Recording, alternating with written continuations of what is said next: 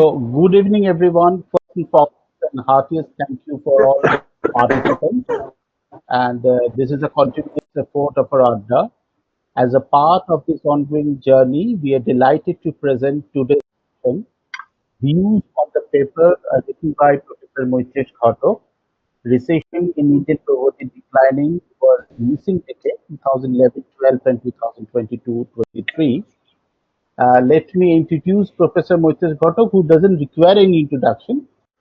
Professor Maitreesh Ghatak is a renowned economist and professor at London School of Economics, LSE, where he specialized in development economics, public economics, and economics of organization. He is widely respected for his research on poverty and the role of institution in economics development. A former editor of the Journal of Development Economics, Professor Ghatak is also known for his insightful commentary of Indian economic policy and public affairs. Let us welcome Maitreesh Ghatak, who is from Automotive Kolkata, Presidency College, Kolkata, Delhi School of Economics, and Harvard Business School. So let us welcome him. We are also want to welcome Gautam Mehra, who is the moderator of the session. He is a leading force in the Indian socio-economic landscape with over 2 decades of experience in sustainable development, e-waste management, and policy. Mr. Mehra currently serves as a director of Private Consulting Private Limited, where he pioneered circular economic model and digital sustainable solutions. Welcome, Gautam Mehra. Gautam Mehra, if you kindly start the session. Dipendu, just a quick correction. I have no connection with the Harvard Business School. I was in the Harvard Economics Department. And those who are insiders would know that it's like if you're from West Bengal, whether you're from Krishnanagar or Kolkata, just on a jokey side. So yeah, I have no connection with the school. It's a venerable institution, but I have no connection with it. Of course, sir. Now, just because the subject of it is of a lot of interest, and just going back to my experience of having worked with the informal sector now for 20 years, so looking at the issue of poverty, in terms of the different ways in which poverty is basically measured, you look at absolute poverty or relative poverty or multidimensional poverty. In terms of getting to the exact numbers, but if just for getting everybody who might be a layman over here in terms of understanding poverty, if you could just shed some light in terms of how data could possibly be used to get to poverty figures which basically show up in terms of numbers either for the Human Development Index or for any other index that we might be looking at. No, it's a very good question, and indeed we have a somewhat confusing range of alternative poverty measures, and then depending on people's political or policy biases, they might want to show some indexes up, some indexes down, so it creates a bit of a confusing kind of scenario, right? We all know, I don't think this is something that needs to be any convincing, that there exists poverty in India. Now, how much, how bad, those are things, what could alleviate them? I don't think no person can, put a hand on their heart and say poverty has been, the problem has been solved, right? But I think you've set the stage well. See, I think in a way, one way to think about poverty is it is exactly a negative indicator of what it means to be developed. So underdevelopment or deprivation can come in different shapes and forms, right? One kind of, therefore, all the things that you think constitute what you think is a good and decent life for an individual, the lack of that is poverty or deprivation. So I'm just saying conceptually that is where it's coming from. And in a way, people like Amartya Sen have essentially made this connection between whatever is your notion of development. And that could also involve things like freedom, right? That you want to pursue certain things, you want to, express your opinions. All of that could be part of what you consider to be a good life, right? And the absence of that would be poverty, right? But with that philosophical underpinning kind of, in the background, most of us, for example, in our daily life also, when we say a friend is not doing so well, we are thinking about some monthly income and whether they can pay for their food and groceries and right, electricity bills and rent and things like that. So it then comes back from the very philosophical high space to something much more concrete, right? And Yeah. therefore, all these different indices of poverty capture some aspect of essentially lack of development or absence of welfare in the way that you would consider a kind of a good life to be. But in terms of actual measures, in a way, if you think about an analogy with health, you can have many ways in which you're unhealthy or you're not well, right? But something very basic is, are you suffering from malnutrition, or is your, say, energy level or the current sort of way you can function, is that being not in good shape, as opposed to some more systemic problem you have? So this means over the years people have settled on some minimum consumption expenditure level as a threshold, as crude as it might be. And that is where the Tendulkar lines and Rangarajan lines and different World Bank extreme poverty lines, they all come in there, right? So it basically says, essentially, FAO's index of how do you get 1800 calories. Then you convert that into some basic meal. I did a essay in the Ideas for India blog with my co-author Rishabh Kumar, where I actually used a Bengali khichdi recipe, so the most basic one, and ignoring spices and stuff, but some basic thing with some veggies, some dal, and some rice and stuff that you would basically 3 meals a day would give you 1800 calories, right? So that's how it has been historically, not just in India, how this basic poverty line have been measured, right? And that's where essentially where, in a way, even though it's very conservative in the scope, right? We can all say that, look, that could have improved, but you still have a pretty miserable life and you have no prospect for improvement. You don't have health, you don't have education, you don't have access to clean water. So you can open up all those things, right? But still, this basic indicator, in my opinion, is very important, exactly like your BMI is, or your temperature is, or your blood pressure is, right? It's a basic check. And moreover, there's a subtle reason which I will mention and then I'll stop and let you follow up. Is, see, we need time series to be able to say whether things are better or worse, or not better but not at a sufficiently fast rate or whatever, right? So one of the things that has been a bit, in my view, unfortunate is everybody is coming up with their favorite poverty indicator, and in a way it's mudding the waters. We have poverty measures going back to the 50s, and there's some consistency with the NSS surveys and methods and stuff. So I think, therefore, we should stick to that. We should get it out of the way. After that, we can all agree that whether these poverty lines are too conservative or not, whether it is too limited to capture the multidimensional nature of deprivation. That's my, kind of, I hopefully not too long spiel on the basic issue. No, sir. I think this kind of just clarifies in terms of how we should be looking at poverty. And I'll just have one follow up before I open the floor for the real essence of the Adda, so that everybody can come up with their own set of questions and pose them for you.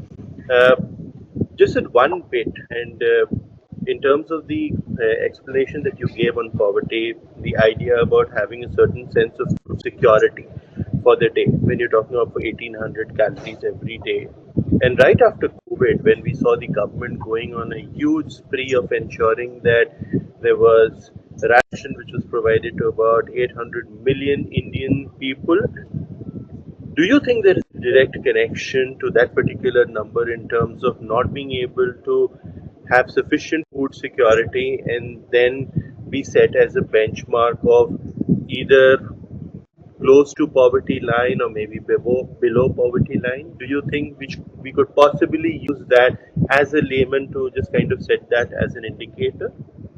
Sorry, I didn't exactly understand the question. So, in a way, the poverty line has not been revised since Tendulkar report, which gives us the numbers from 21, 11, 12, right? Or the last 2 years, the new set of consumer expenditure surveys that are coming out. In between 10 years, we didn't have anything Yeah, for of course. whatever reason. And during the pandemic, of course, these emergency measures were taken and some of them have been retained. But Yes. what is your question out of this?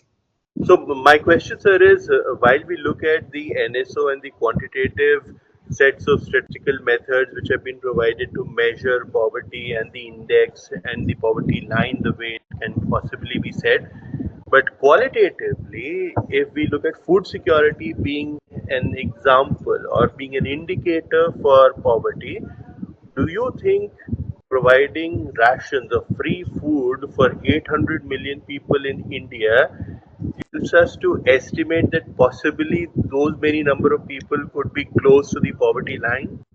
That's an interesting thought. I would say, kind of short, intuitive answer would be yes. It's clearly, I have a feeling that whoever is joining this Adda today, none of us, our immediate family members, are lining up to collect that ration, right? And so, therefore, it has a self screening method where people would essentially, those who are hurting or those who really need it, are going to go for it, right? And if that would, in a way, automatically give you a sense of poverty, and I agree with that, that whatever else you say, that is a bit that I think that, and the fact that they haven't removed it because it has proved to be something that is popular in the sense of, the masses value it.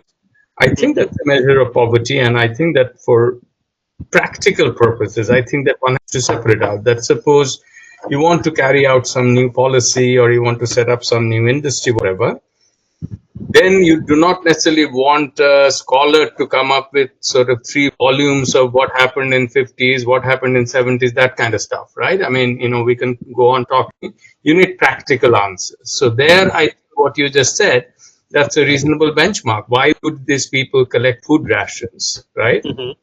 Unless they really need it. I mean, assuming that with the new methods, some of the leakage that we saw growing up in India, in the 70s and 80s, ration shops diverting staff, all kinds of shady things happening, right? Yeah. My understanding that some of that problem exists, but it has gone down because of a bunch of, new, digital things that are happening. But anyway, yeah, good point.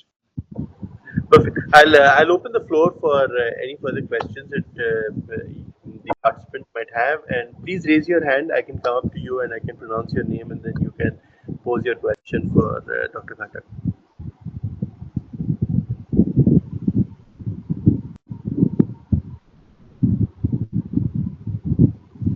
I don't see any hands raised right now. So, Dr. Ghatak, I'll just kind of go ahead with one more thought, which possibly you'll be much more positioned to answer that.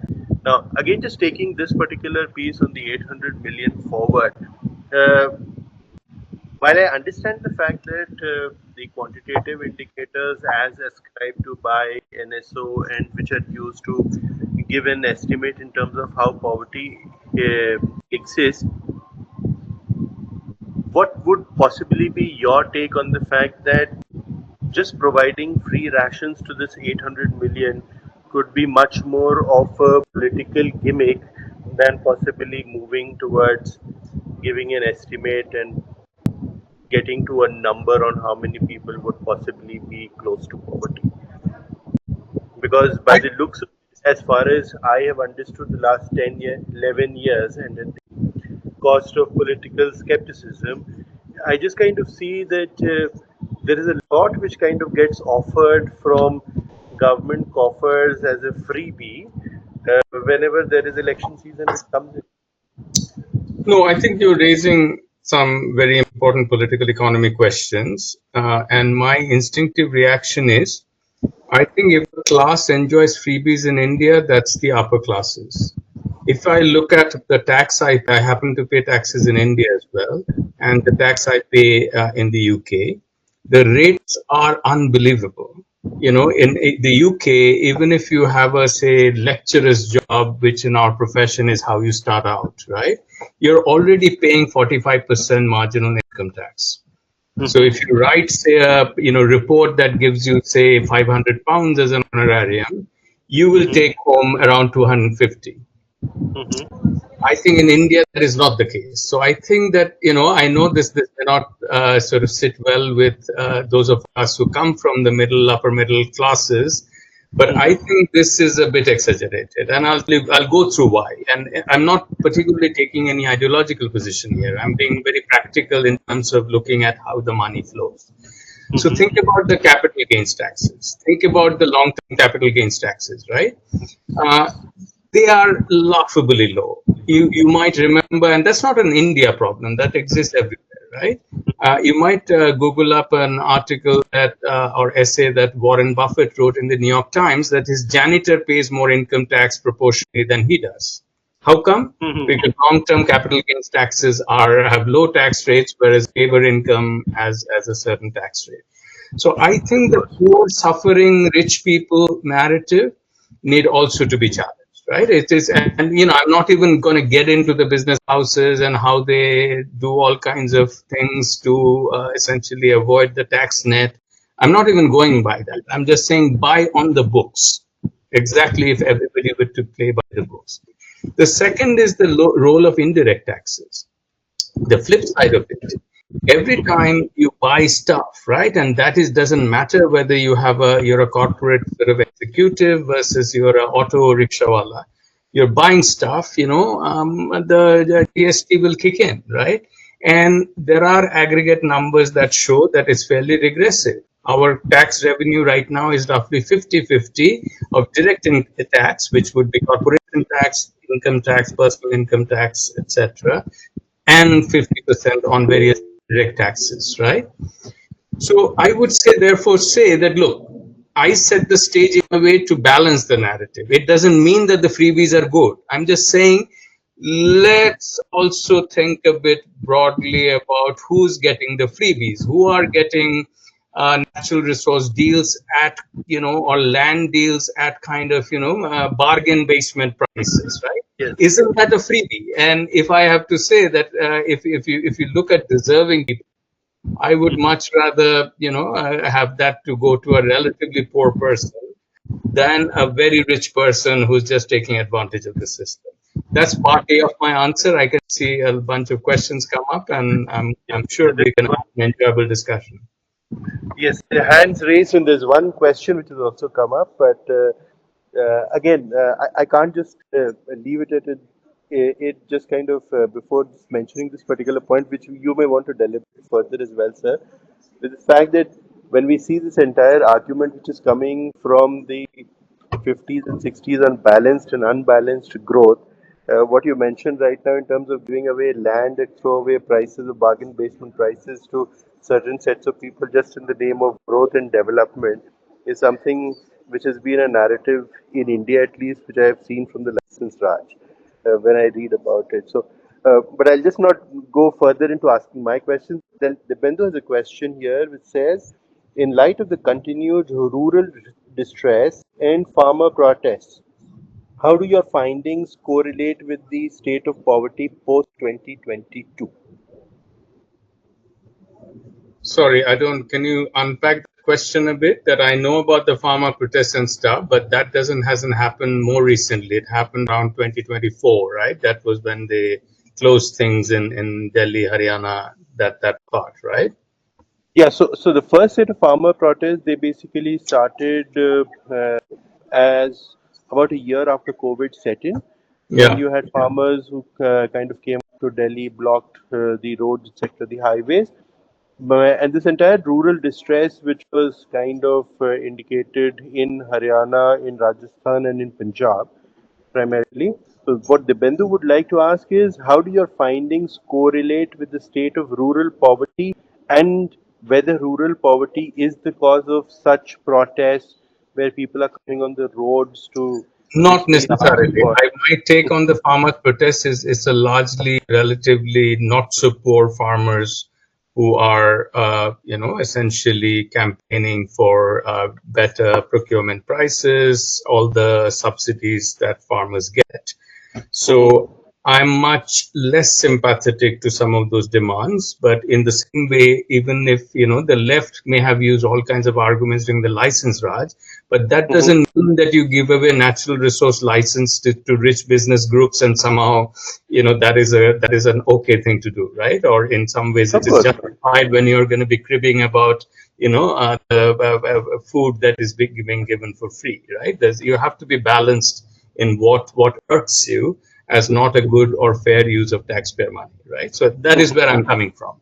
And indeed, all kinds of countries have to have industrialization strategies. You have to give certain concessions to business houses. I'm not opposed to that.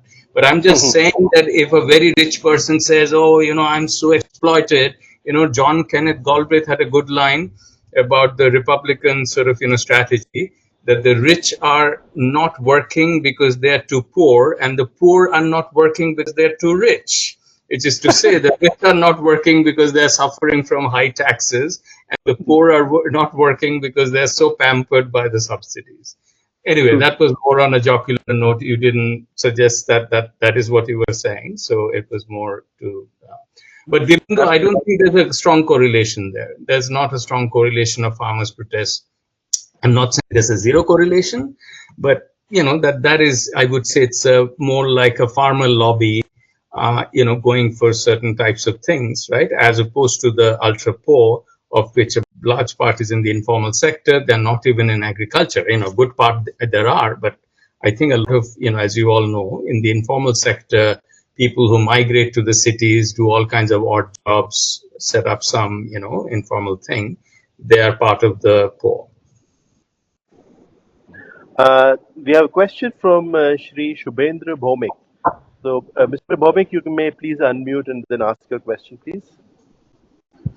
Yes, I've written that in the chat box also. Thank you, Professor Ghatak. Can you turn on your videos, because it does seem a bit stilted to have a conversation where I can't see. Sure. Yeah, if it's not a problem. I will try. Am I visible now? Not yet. Not yet. But it's not a problem. If it's a hassle, don't worry. But otherwise, it's more of a a sense of an exchange. Thank you very much.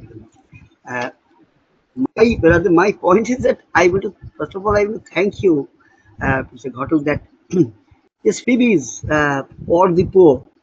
There's a kind of a controversial issue that people from many sectors kind of they rise, they talk about.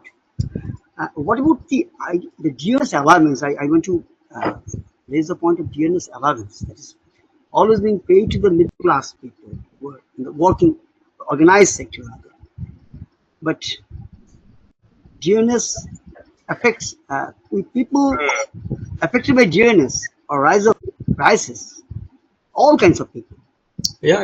No, I completely agree. That is another area where middle class is also being kind of assisted, and while of course the upper class were kind of getting the advantage of almost non-repayment of the loan that you have pointed out very correctly. Yeah. But it's a really poor people who are not getting anything other than the freebies. No, I completely agree, and thanks for raising it. I have some conflict of interest here, because my mother, who is alive, she's a retired college teacher, and she receives a pension, and therefore, she receives this dearness allowances, and she, of course, I'm happy that she does, right? But leaving that aside, I think that's complete sort of pandering to and pampering of the middle classes in the formal sector, right? I would say that my more socially ethical stance would be that absolutely it's a microscopic part of the overall economy. By whatever indicator you take, those of us who are here, again, if I were to venture a guess, we belong to the less than 10% part of the labor force, right? Who have what we call proper jobs, right? where there is some tax things you have to fill in or whatever. And even though we know that the actual fraction of people who actually pay taxes is around 3-4%, right? So what you said, Shubhendru, is you're absolutely right. The DNS allowance is really, I think, again, how can I complain something from which my dear mother benefits? But is it really a socially justifiable deployment of resources? I don't think so, right? And similarly, like you said, whether it's the banking system being kind of completely sort of, sucked dry and people then, completely avoiding this, right? When we have so many restrictions for people to show their all kinds of IDs and things to get their entitlements. So I do think this freebie narrative needs to change, because I do think it's very much a right-wing narrative, and I mean right-wing in a philosophical sense, that if you want to take a kind of principled position that the state shouldn't give freebies, I'm actually sympathetic to that, right? But then you have to be consistent. Then you cannot say that when I give a freebie to a super rich business group, that's okay. I give freebies to the middle class, that's okay. But, oh, that poor guy, I'm not going to, you should work hard. Why are you waiting for free food? That to me seems like a very problematic attitude. Thank you, Professor Gautam. May I have another word in this? I will let Gautam to, his actually, Mr. Bhomik, yeah. you can just allow me, because there's 4 other questions which are in the queue. I would just like Dr. Sayan, because he raised his hand, but then he put his hand down. If Dr. Sayan, you can just unmute yourself and ask your question, please. Yes, thank you so much, Professor, for this wonderful thought sharing. I was about to type the question, so maybe better I'll ask you in person. I am a cultural studies scholar, and as a cultural studies scholar, I have always been very intrigued to see the relationships between vote banks, political propagandism, and how statistical information regarding the increase or decrease of poverty are distorted. So I am interested to know from you that as an economist, what role can your field, your particular field of study and research play in order to address this kind of crisis? I would say it's a very serious and good question. I think if I look around the world, this is an era of social media and right-wing populism. So the answer to your question is zero, nearly zero. Elites, educated elites, are basically looked down upon people. It's like, if you tell somebody don't do it, it's not going to, be good. Somehow there is a whole, if you think about the US elections, etc., there's a certain human capital, or whatever you called it, right? There's a little bit of a bias against these things, right? I'm not saying we all, our track record is perfect and so on, but I can tell you, which I'm sure most of you will be able to share, given our similar educational background, I'm guessing, is anybody tells you anything, our first reaction is skepticism. That is what our systematic education gives us. That somebody says, take this pill, you'll feel like you're back feeling like 25 years old, right? We'll say, interesting, I haven't heard of it, what's in there, right? That is the basic skepticism, right? And that is very different from going crazy, whether, earlier the left had its fair share of this, that, some miracle thing is just out there, some utopia, and this whole rationalist approach of being skeptical, looking at evidence, etc. But all I can say is there's enough work that is going on which is trying to look at, sort of in a way debunk some of the propaganda on all counts, not just political propaganda, all kinds of propaganda. We have all kinds of social propaganda. Just to take maybe a more universal example about women who cannot do certain types of things, we have evidence that show that when given the opportunity, they can. So but the stereotypes perpetuate, right? So therefore, I'm saying that, it's a continuous battle. Whatever you say, or Indians cannot, they are not risk taking. Yeah, there are Indians who have taken risks, who have done well. So I think we have to continuously push back against it. As much as I protested about the stereotype of the lazy poor who's sort of, taking welfare freebies. I think there's an open debate to be had about the forms of, the social assistance program, or how you design the safety net. That, I think, is a fair debate, and I would be very happy to have people coming from all points of view to throw their ideas there. But I do feel, and I'm not saying this in a particularly left-right point of view, empirically, 80% of the population, they don't live well.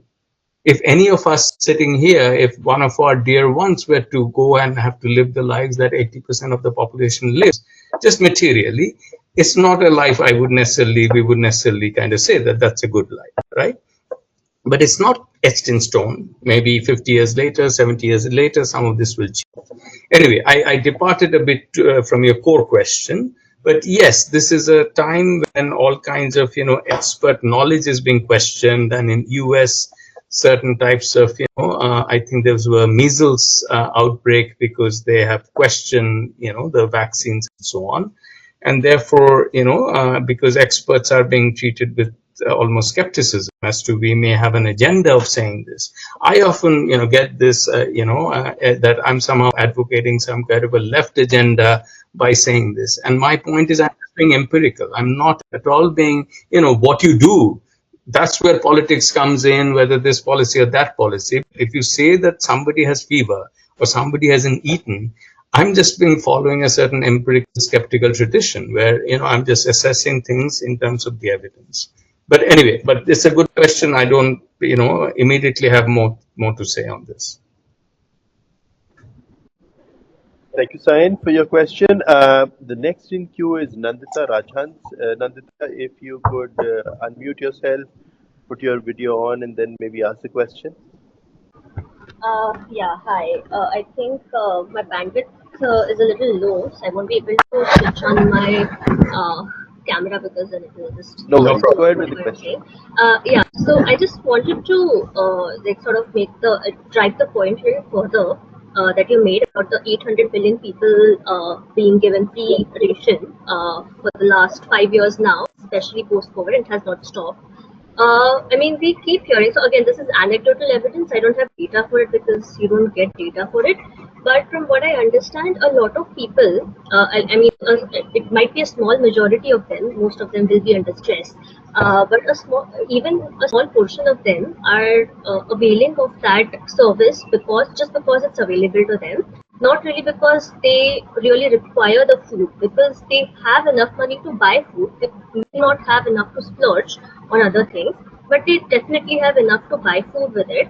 But just because that option is available to them, they are taking that option. In that sense, isn't the whole idea about judging and measuring poverty through caloric consumption a little flawed? Shouldn't we look at daily wages or income from that aspect?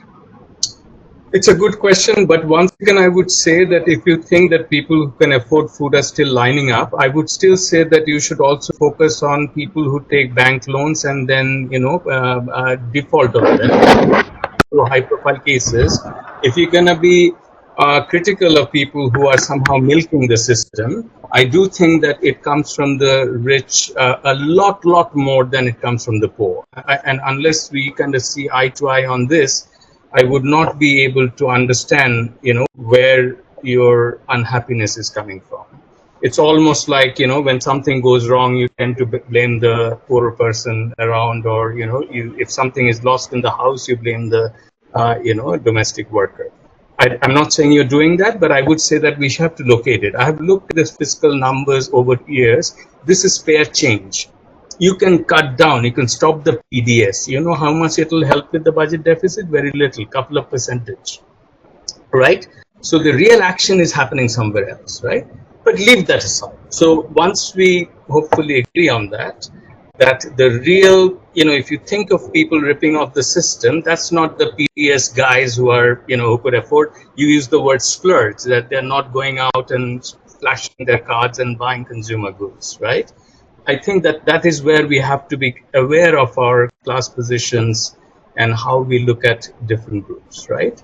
But leaving that aside, I would say that all the recent poverty estimates actually take into account government transfer programs. If you look at the HCS reports that have come out in the last 2 years, they actually calculate it with and without the government assistance that comes in. So yeah, we are not, we are entirely aware of the problem, right? That you would have this option, and indeed that is there. And I'll tell you once again, I mean, since you're, the point of view that you presented, the paper that I did with Rishabh Kumar, we call it the cost of preparing an 1800 calorie per day per adult with khichdi recipe of basic dal, chawal, vegetables, basic veggies and stuff. It basically shows that actual rate of poverty, even using the Tendulkar numbers, is a lot higher than what these reports are, current survey results are suggesting, simply because the price indices have not been updated. So therefore, even if you want to prepare, and this is something any of us can do, we can figure out how much to produce 1800 calories, right? What you would need to buy in terms of rice, and lentil and so on. I would therefore, anyway, that would be my answer to your question. First of all, now if you look at the report, they publish it with and without government assistance. So therefore, that is a straight answer to your question. But I would really urge you to look at other ways in which government, funds, whether we all know about how lavishly, government officials, waste taxpayer money. So I would just say that let our outrage be equal opportunity and not just focused on the poor. No, that's quite useful actually. Thank you so much for sharing those insights. I was just coming from a point of behavioral sort of this sort of behavior that is like common for most people, because if you're getting something for free, generally this is just human psychology. You tend to lose value of that particular item if you're getting it for free versus when you have to work for it. So that's where I was coming from it. I don't think I meant it as a class or sort of. I was not But trying wouldn't to you that say much. about land being given to industrialize at Yeah, really so investment? That's also giving I something for agree. free. I agree. So they lose the value. Basically, they lose the sense of value that that particular good has. So it's equally for all sorts of people. Human psychology, I think, at the end of the day, comes from this whole basal need of getting something, working for it. If you get it for free, no matter where you are, I think you will still sort of lose value of what that particular item means for you. No, I don't have a fundament. So once we agree, and I'm glad because I mean, I'm glad that we agree on the basic kind of perspective we take, that things that are free are not value. I agree with that. Even at my economics department at the LSE where I work, certain things that are there for free, are printer paper, stationery, right? Or the coffee machine, which is sort of supposedly gives a free coffee. They're not well maintained. People abuse them. People overuse them. So I get that logic, right? So my personal, if you especially if you look at my writings and the specific position I take on some of the debates, I've always been supportive of direct cash transfers and not giving this distorted prices. So there I agree with you in the philosophy of it. It's like I give you a certain, and this by the way is true of any welfare system, whether it's Norway, whether it's the UK, right, or even the US, the negative income tax concept, right, that essentially you pay income tax as your income goes up above a level, but suppose you don't have income, right, then what is it that you're going to get depending on how much work you're doing, if you're working at all, right? My point would be in the Indian context, this is something I've advocated, I feel strongly about, right? And with Karthik Muralidhar, and I've written a detailed piece on this. And therefore, I agree with you that I would be quite supportive of it. The only reason I would still say PDS has a role is, again, during the pandemic, we saw that sometimes supply chains get disrupted, right? So you may have money in your pocket, but there isn't enough, free market outlets where you can get it, right? So for those reasons, in the same way, suppose you have some medical emergency, yeah, even if your money, but sometimes you may not be able to access private healthcare, then having some basic safety net type of a emergency would help, right? But that aside, I'm fundamentally in agreement with you that we shouldn't give out things for free. You should hit a problem where at the source, right? So if the problem is poverty, that means not enough income, then you should give income to those who are poor. Absolutely. No, this was quite useful. Thank you so much, Mr. Gautam. Thanks, Nandita. Thanks, Nandita, for your question. The next question from Mr. Shuvranshu Pan. Mr. Pan, if you could unmute and start your video and read out your question, please. Thanks, Professor. It's always the priority of every government that they make policies and implement to eradicate poverty and make a good rank in the human poverty index. Till independence, we have seen lots of committees have formed. They take lots of policies in pens and papers. But what is the problem behind? Is there any policymakers are still want to alive the problem for next election? Do you think any kind of comparison from the policy they have taken in planning commission's era? So And again, sorry, I don't understand the question. Could you rephrase it? What is your question? yes, yes. All the policymakers make policies to eradicate poverty since independence. In the previous era, planning commission also takes some policies, may inform some committees to eradicate that. Again, in the era of trying to do the same. But what is the problem? What is the problem that we are still lagging behind in the HI index? We are still lagging. We are still considered as the poorest country. So, what is the? No, I is there wouldn't any say political propaganda? No, I don't think we, for all the sort of angst that we share about the problem of poverty or deprivation, I don't think we're among the poorest countries. That's not our credit. That's because other countries, have it worse, right? So it's the classic thing. Your exam results are not that great, but others did so badly that you don't look so bad, right? Is the classic thing. But leaving that aside, see, I really think the problem is, so suppose I can see 18 people here, so maybe all in all we are 20 people with the moderator and me. Suppose we have power, we are the central government, whatever we see will be implemented. I still don't think we can get rid of poverty in 10 years or 5 years. Maybe we can in 20 years. So it is a difficult problem. It's the same sense of a very sick person. You cannot make this person compete in Olympics, when this person is like completely, emaciated and all of that.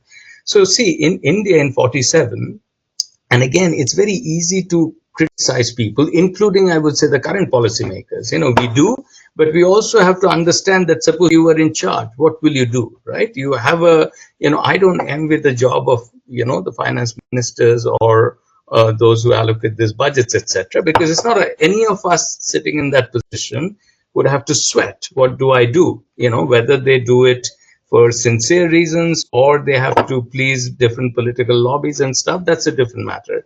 But all I'm trying to say is, see, at the time of independence, there were about 60% of people who, again, using some kind of caloric norm, would be considered actually more than 60%. I don't have that number right, on top of my head. It's a big problem, right? And poverty also, you can give relief. There is many ways in which you can have poverty alleviation. And the way I think about it is, it doesn't have to be so abstract. Just imagine a poor child showing up at your doorstep. What are you going to do with that child? So in a way, you can think about it, right? I can provide food. Then he'll come back next day and say, I'm hungry.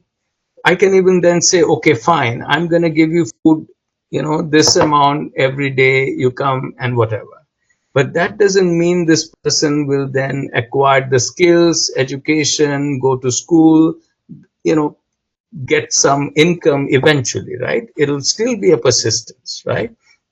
So therefore, I would say I'm sympathetic to the scale or magnitude of the problem in a country as big as India in terms of population, right? There are policies that could have been avoided. There are policies that can still be adopted. But on the whole, though, there is no magic button that any government can press, including if you were to start a government right now. Of course, one could hope to get rid of some bad policies and can institute some good policies. But in the end, we want the poor to not depend on these policies. In the end, in developed countries, the nature of the safety net is for insurance. That for some reason, suppose I become handicapped, I cannot work anymore, I cannot lecture anymore, I become physically incapacitated, then there should be a social safety net. In fact, just somewhat coincidentally, I was reading some things by Hayek, who is considered to be one of the most free market oriented, ideologues, right? Also an economics Nobel laureate.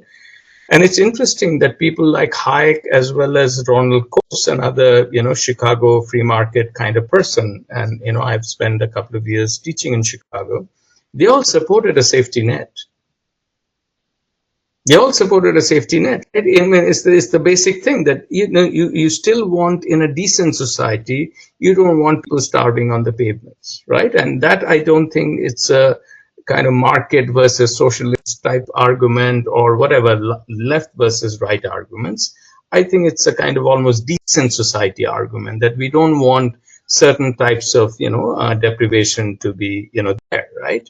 But that doesn't mean they'll go away. I mean, there is always a reservoir from which the problem keeps on coming up, right? And for that, I think in the long run, only growth is the only way out, which is not a particularly even left-wing position to take, right? In the end, you need job creation. You need people who can then, maybe the first generation gets an unskilled job, sends the kids to better schools. The second generation gets a white-collar job, and so on. That's the only path to upward mobility and long-term reduction of poverty. Thank you. Thank you. Thank you. Sir, with your permission, if I may kind of add a small anecdote over here. In terms of the question that he asked, and the fact that there are different kinds of policies which are basically drawn up, and if you take off an African country versus what happens in India, I don't exactly know what happens in Africa in terms of how policy gets implemented. In India, I've seen for myself in certain field surveys which I did about 10-15 years ago, that there is a class and caste piece which works very, very deeply in terms of how poverty alleviation or how all of these different government schemes basically get implemented at the ground level. So I still remember the name of the place. It's in Raigad district in Maharashtra, Mangaon block, where I happened to visit a scheduled caste village. The scheduled caste village is on the ground. Then there is a small hill on which scheduled tribe people live. The scheduled tribe is not allowed to get access to water from the village, and neither allowed to get access to PDS or 100 days of employment under MG Narega. That was the scenario which was existing. Whereas on the other side in Chhattisgarh, in the Raman Singh government, there was PDS which was accessed by more than 98% of the households in areas where ration shops existed. So there they did not have specific distinctions between SC and ST per se, but in Maharashtra this existed massive. Mm. So No, sorry, I mean, I'm aware of some of these facts, but yeah, it is shocking, but what would be your sort of the question to answer here? So my only thing was that even when you're talking of policy perspectives in terms of how do you remove poverty per se, it also depends upon the class and caste, which the kind of differences which exist on the ground, which either allow you or do not allow you to work on those policies in that manner. Oh, absolutely. And also, I would add gender here, because to the extent there's systemic kind of biases, women don't get skilled or educated up to the point they can be as self-sufficient as their male counterparts. And now, for whatever vagaries of life, if they have to fend for themselves, you're setting them up for a difficult life, right? Because they have not acquired the skills, right? I'm not saying, of course, not all of them, and of course not from the relatively more affluent classes where we see more and more women doing well professionally. But yes, I think, see, this is where I think that compared to a lot of this kind of polarized debates we have, the kind of tu meh meh type of things that goes on, I think it's almost like if a bridge is broken, we need to fix it. If a road is broken, it doesn't matter whether which party does it, which character does it, what, whether this person is corrupt or very honest, or whether this person is right wing or left wing, right? So I do think that this is shocking that a person who is entitled to certain benefits, right, would not be, have this difficulty, and often this discrimination is actually perpetuated through even the scheduled castes are discriminating in the scheduled tribes, right? I think this is I hope all of us can agree that this is just wrong. In the end, one can have all kinds of debates, right? But in the end, it's about basic subsistence, and all humans should have a fair shot at it, whether they're irrespective of their caste, community, which part of India they're from, northeast or south, or whatever it is, right? As Indians, we care about it. It's not just matter of our own states. It always makes us feel bad when you hear about instances of this. I don't know. I mean, in some ways, how do this sort of social attitudes change over time? And I'm sure there has been more change over time. But that is where I feel like it's like it's a problem. It's a big if you have big stone after stone that is you're kind of which one do you push back, right? I don't even know how to approach this problem. How can you somehow create a narrative? Maybe that's where the hope is, that suppose apparently even in economic theory these days that there's a lot of narratives, because if you think about it, a lot of our moral judgments are formed by popular culture. You say something in a film, you read a story, you empathize with the people, right? That come on, whether as a Bengali, a lot of Bengali literature about how deprived women were, Sarat Chandra Chattopadhyay and all of that, right? Or Bibhibhushan Bandyopadhyay, all of this. So I think that changes your views somewhat, right? And in caste, I think that's extremely important. But that aside, maybe I would be happy to hear other ideas. I really don't have good ones. Thank you, sir, for being so candid. The next question again is from Sri Subendra Bhomik. Whether you have your hand raised, we'll come to you after Mr. Bhomik's question.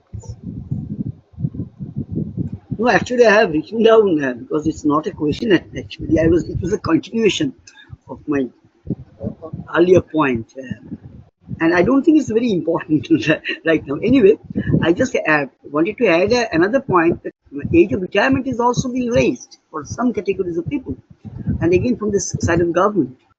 And since I'm also kind of a double sinner of being paid from the government exchequer and raising questions like this, and I don't like to get into these and get into trouble rather with all these things. But now, another thing is now coming to my mind, that the issues that are being raised here today, maybe they can be viewed from a sociological point of view in a kind of in a manner that is more maneuverable, I think, because that there is a kind of a mindset which talks about the hierarchical man. I am using Katrina Kakker's phrase in one of their books, and that hierarchical mindset has been set right from the beginning, and maybe we can go to Wisdom also. Maybe she is a very controversial thinker, but still, maybe that the idea that middle class today is more aligning with the upper class.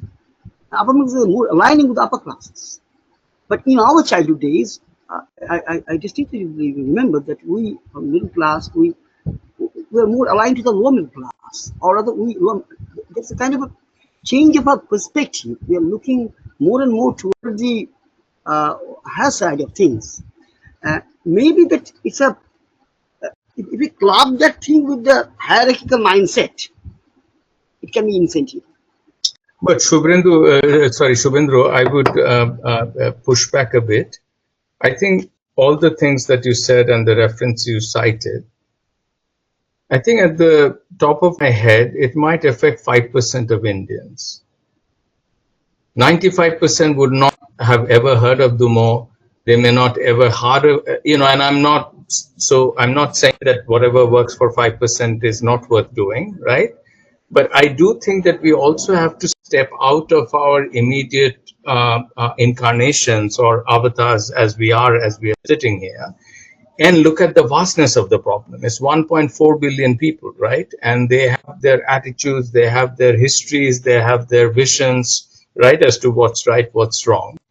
So it's a harder problem. So I'm not saying what all the directions you suggested, they are obviously interesting and I'm sympathetic. But is that where we're going to get out of this rut? I don't know.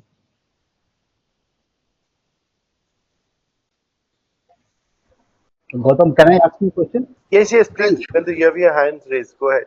So, Maitreesh, I just want to know, in the age of AI and quantum computing coming, how can a society ensure that technological advancement contribute to inclusive prosperity rather than deepening existing inequality, especially poverty?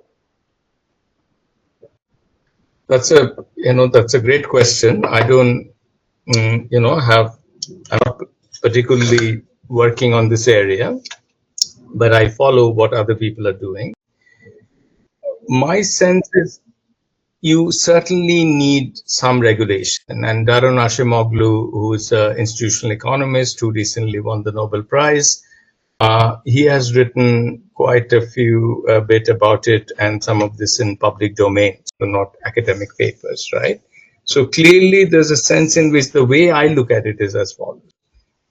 So there's a profit impulse that if you are running a corporation, that you would want to use anything that reduces your costs and increases your profits. Nothing wrong with it. That's how businesses operate. If I was running a business, I would do the same, right?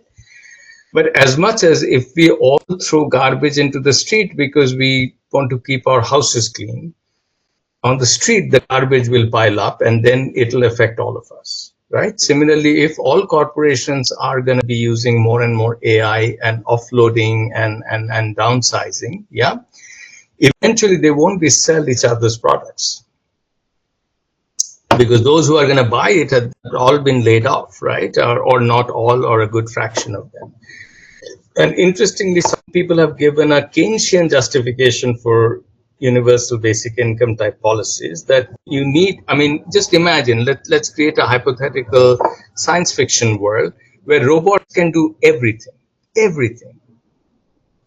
How will that work look like? Who owns the robots? Who will, they're producing stuff. Whatever you need, robots, you can, essentially delegate all the production to them, right? But still, who will then get the fruits of the product, right? Who owns the robot? So whatever profits comes out of it, who is going to benefit from that? So I think these are raising very profound questions, both of, in the end, what is the point of having an economy, right? What does an economy do? It is an ecosystem where, in a way, we are all connected in certain ways. The glass I'm holding in my hand, it has material that came from China. Maybe it was assembled in Philippines. Maybe there's some Indian aspect to it. So that is all there, right? And as more and more you're going to AI, it's going to increase this problem of the supply side versus, in other words, you can produce more at lower cost and so on. But in the end, who's going to have all of that? But there's a deeper problem on which I have no particular expertise, and everybody present here, we will have our own feelings or views, which is we are all using, or most of us are using ChatGPT, etc., and it's very useful, right? I mean, whether it's ChatGPT and I use a bunch of other things, eventually, how does the human mind, in a way, coordinate with AI in terms of what is the back and forth? Is it because all the students will now cheat and write the term papers based on AI, and then use a AI detection software to rewrite it so that it doesn't get caught. That's what apparently is where some of the action is happening. But I also find there's a lot of also potential for synergy. I certainly use it, and sometimes or most of the times I benefit from it.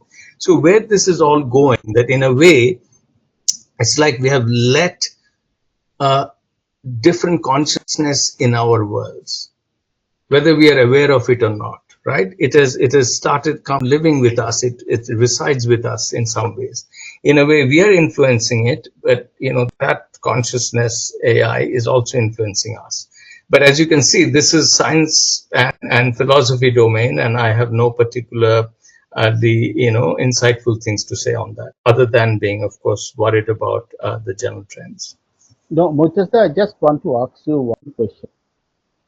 In the era when we are saying that we have a huge lot of people, those who are under BPL or below poverty line, in India and worldwide also. Now, when this people comes, the most affected people are the people who are under the pyramid, to build the pyramid, and because they cannot afford the technology as they want. Because yesterday only I was reading in the paper, IBM had shown the door to lot of HR people.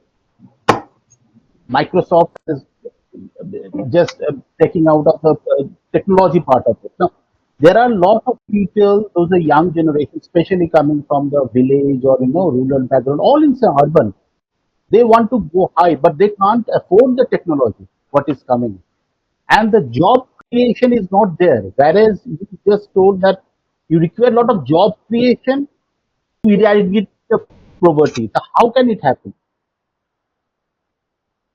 No, I think you're right in a way that clearly all the rise of protectionism and anti-immigrant things, these are symptoms of none of the developed countries are doing that well in generating or ensuring jobs for their own citizens, and that's why they're almost mechanically putting up barriers to somehow thinking this will help them, right? And you're right that this is going to affect the job market in the long run. Many of us or our children who are educated, who will typically go to jobs which would require some kind of skill or the other. We are all worried about what is happening with AI in this landscape, what kind of careers that, say, our parents visualize versus what we visualize versus what our children are going to visualize. These are going to be challenging, right? And I worry about this. I genuinely, I don't feel, I have a sense of unease. But I also feel that a lot of poverty alleviation is in a way a low-hanging fruit in the following way. Because if you go to, say, a remote village in Bihar or West Bengal or Uttar Pradesh, right, not much is there, right? So building roads, certain infrastructure projects, right, and that will help whichever economy is coming. But that itself will create some economic activity that will generate some wage income, that will lead to more tea shops and grocery stores coming out. So we can have like a lower rung Keynesian cycle of having this infrastructural development, and then but at the upper end, I would say that I share your worry that what was the case, say, in the 50s and 60s, at that time after Second World War, Germany, America were just, inviting immigrants with open hands, right? If you think about it, all the engineers and doctors and the whole Indian diaspora, right? It was happening in the 50s and 60s, right? Compared to that, now the doors are closing. That's a reality, right? And that's just a metaphor for what's happening within these countries too. What had happened in Infosys, right? It was in the newspaper that where people were just unceremoniously asked to just leave the campus, right? So, and I'm hearing a lot about in the media, and I'm sure in other sectors that I don't directly follow.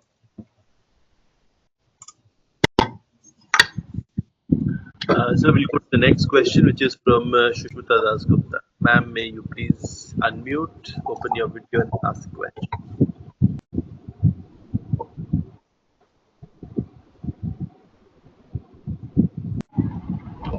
Yes, I'm sorry I joined late. But Maitreesh, so I don't really know what you spoke in the beginning. So at the risk of having you repeat it, between 2011 and 12 and 21, 22, the period that you're talking about, has India's poverty increased or decreased? No, if it increased, that would be something that is almost mind-bogglingly unusual. Because to the extent standard, growth happens, right? I mean, whatever the economic policies, whatever the regime, right? You would expect poverty to slowly go down, right? And that has been, it's like, unless there's of course, the pandemic was a shock that set things back. But think about our own incomes, or even those of the very poor people that we know. There's a sense in which real incomes tend to go up and not down. The question is how fast, and are they crossing the threshold so that they're not counted as extremely poor anymore, right? So that's my first point, right? So it is. No, sorry to interrupt you, because there is a lot of controversy that there's a World Bank report, of course, which I've not read, but I've just seen the headlines, that actually India's poverty has fallen. A lot more people have come out of being poor. So No, but I was saying the same thing. I'm just saying that if the other thing happened, that would be very surprising.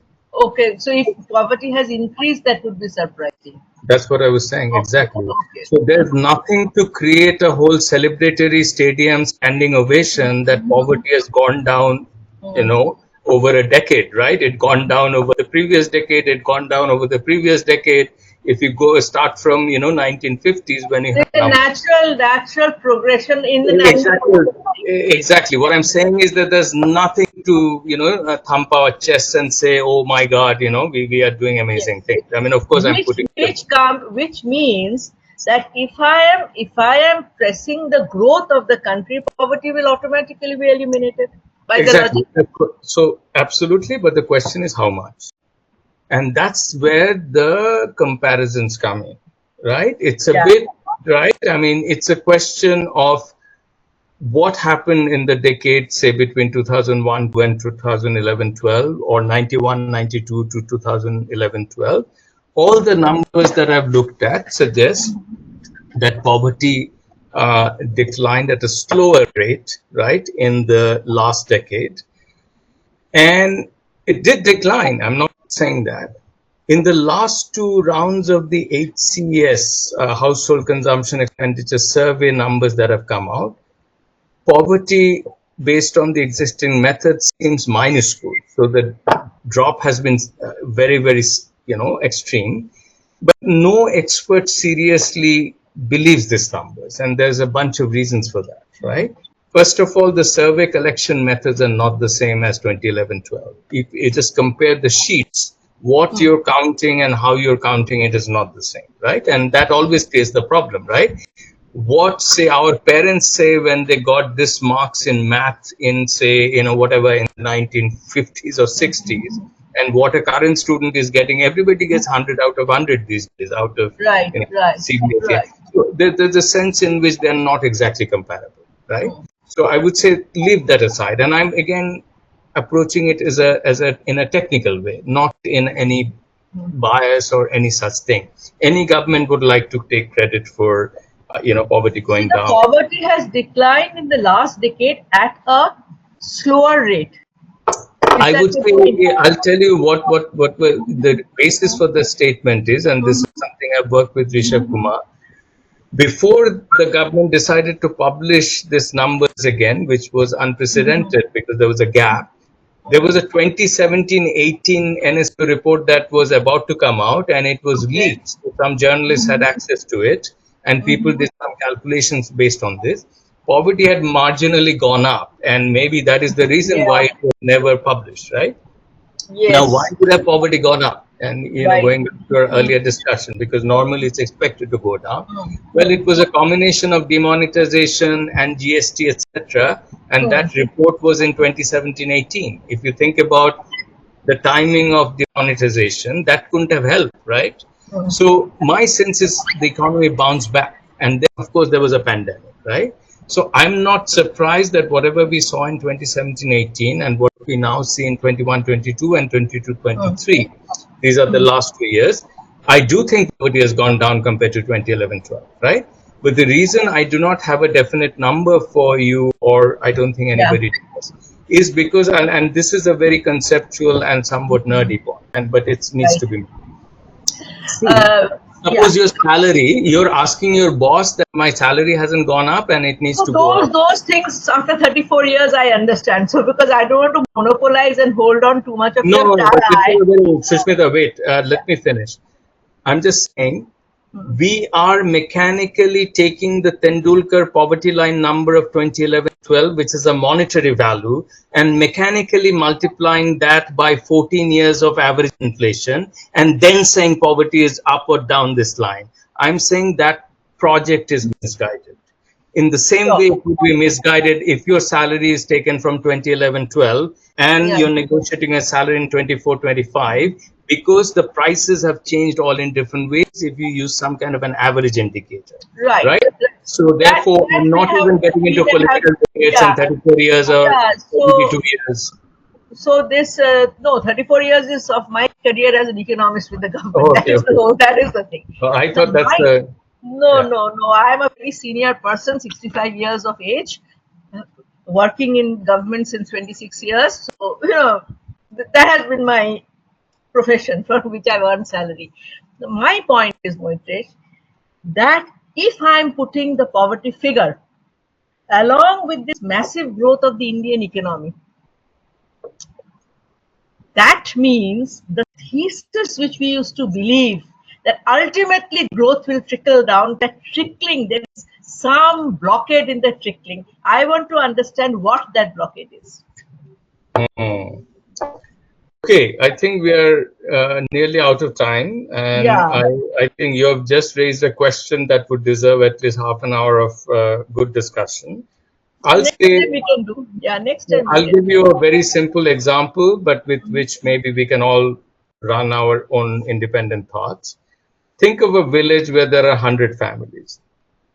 Some of them are very poor, some of them are not so poor, but not so. But one or two families are very, very rich. Their children go to abroad for education and so on. So it's a hypothetical village, right? So in that village, right, if the top two families are doing extremely well, right? What would happen to the GDP of that village? It would have shown good growth, right? What would even happen to the per capita GDP of that village? It will show good growth. So it's possible, and I've done it in my writings, to construct an example where 98 of the families experience no improvement in their standard of living, but two of these families maybe experience 200% increase in their growth rates, right? So you can calculate what the average growth rate will be. So I think you're right. There's a sense in which I have used the analogy, and I'll stop here. There's a last thing which I want you to think, and we'll have, maybe Dibyendu will arrange another sequel to this. Now, my point here is very simple, because I have actually been a policy economist. That's the problem. My point is that in this village of 100 households, 2 households are extremely rich. How? If they are rich from some means, why those means are deprived to the 98 households? That is the question of poverty. I think we have to go back to Adam and Eve for that. No, that is not true. No, because it would have to go to the permanent settlement. It will have to go back to the permanent settlement. It would have to go back to all kinds of caste and class privileges. Why Nabab Pataudi, he's a Nabab. Why, I can't assume much, but certainly my family doesn't have any Nababs. So, historical persistent of wealth inequality is a well-documented fact in any country, Shushmita. Why are we asking is some kind of an innocent question as to, this is not an innocent question. Okay, Shushmita No, you wind up. Please wind up. This will become a monopoly, and I will not monopolize this. Because there's one more question, sir, after which we'll kind of go into closing remarks. Subhashish Bhattacharya. I'm not going to Subhranshu Pan because he's already asked one question. For the paucity of time, Mr. Subhashish Bhattacharya, please, your question. Yeah. Thank you, Professor Ghatak. This session is very exhaustive, and I think so much questions. My thing is too little.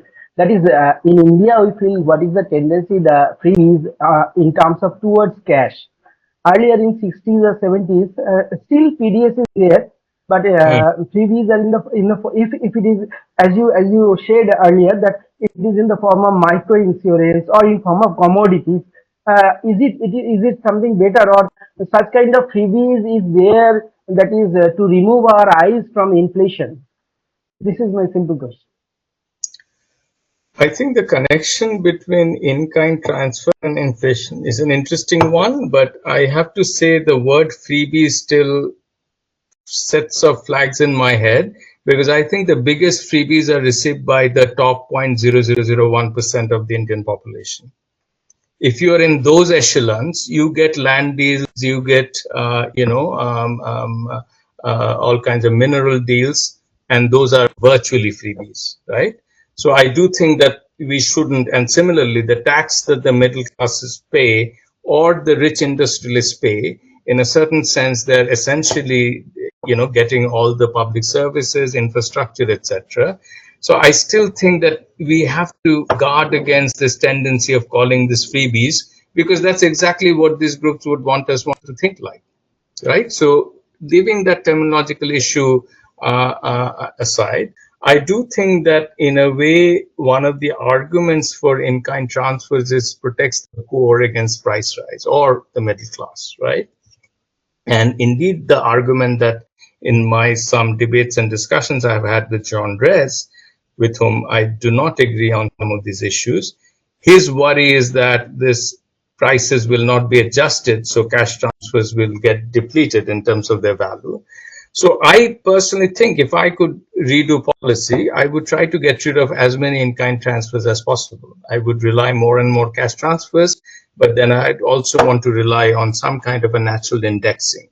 But it brings back to the point that that's where then, all the fight will be as to what is the right index. Why are you giving DNS allowance to the organized sector people versus not here? But anyway, that's all I'll say in response to your question. Thank you. Thank you. Thank you, Moitez. I request Ramanathan say to say something and close the session. Ramanathan say. You want me to say something? I have a few observations which are just my own interesting observations, at least I think so. We talked about equal opportunities, women getting empowerment, and whatever else, and so on, as one of the means to, bring about some upliftment, balance, and things like that. I have a very interesting observation to make here that Haryana enacted Panchayati Raj bill in I think 2015 or something, where they brought in minimum educational qualifications for fighting Panchayati Raj elections. I mean, we don't need minimum education qualifications for going to the parliament. But so on the face of it, it would appear that it was a very forward-looking thing where they are bottoms up. We are getting education as a requirement for even occupying positions in panchayat and so on. But the real story is something else. In Haryana, before this act was passed, women were getting elected to panchayat positions as well. And traditionally, women in Haryana were not given education beyond maybe class 8 at the most. And these women were doing fabulously well in the panchayat positions. Not only in their own panchayat, they were able to coordinate with other panchayats nearby and therefore bring about a lot of, let's say, positive change. And the men were threatened by it.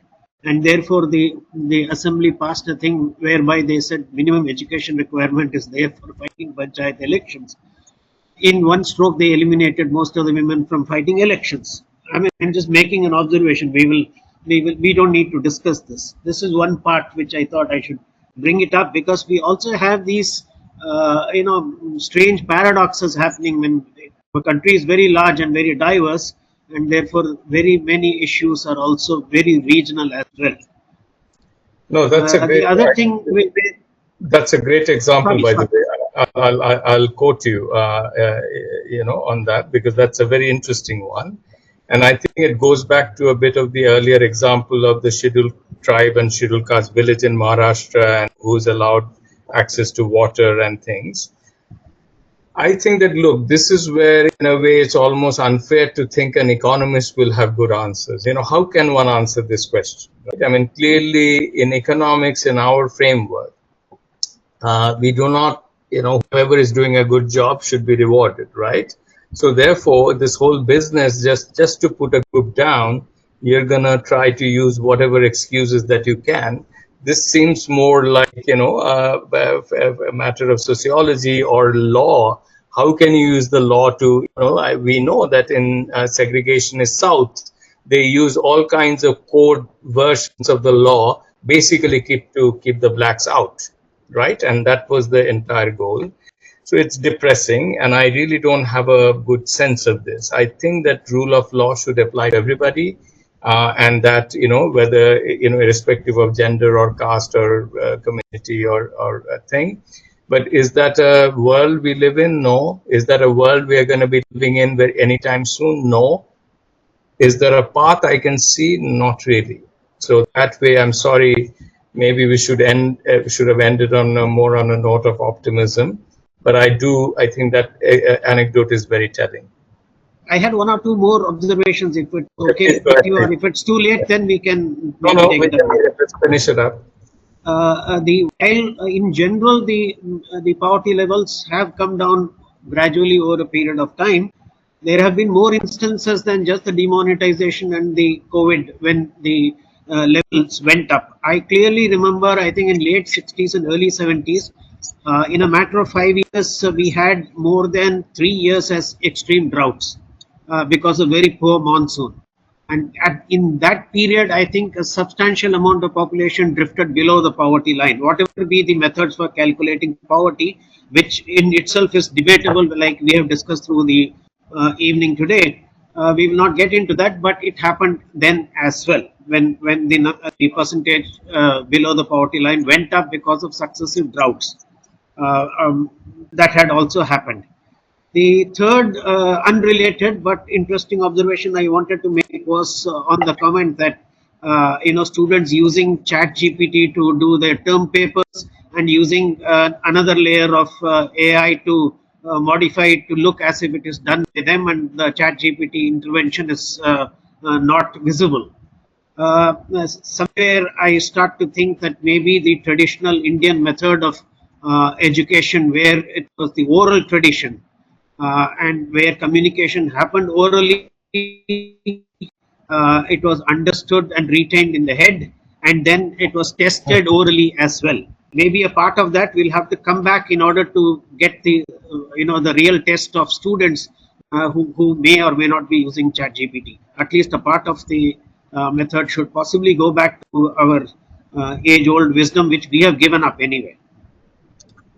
I like it, but I also worry, was it one of the Munna Bhai films where you would then use some kind of, audio device to get the answers while you're having an oral interview?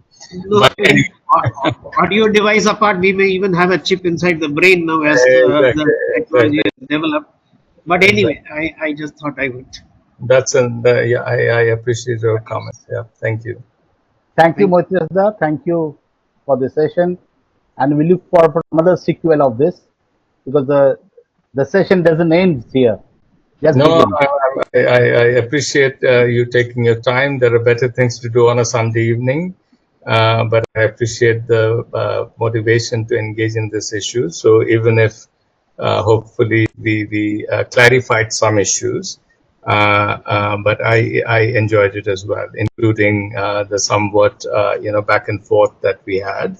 I think that, look, again, I would say that the reason I put it this way is I'm appealing to the basic kind of sensibility, reason, as well as a certain amount of conscience. I do not, I've reached a certain age.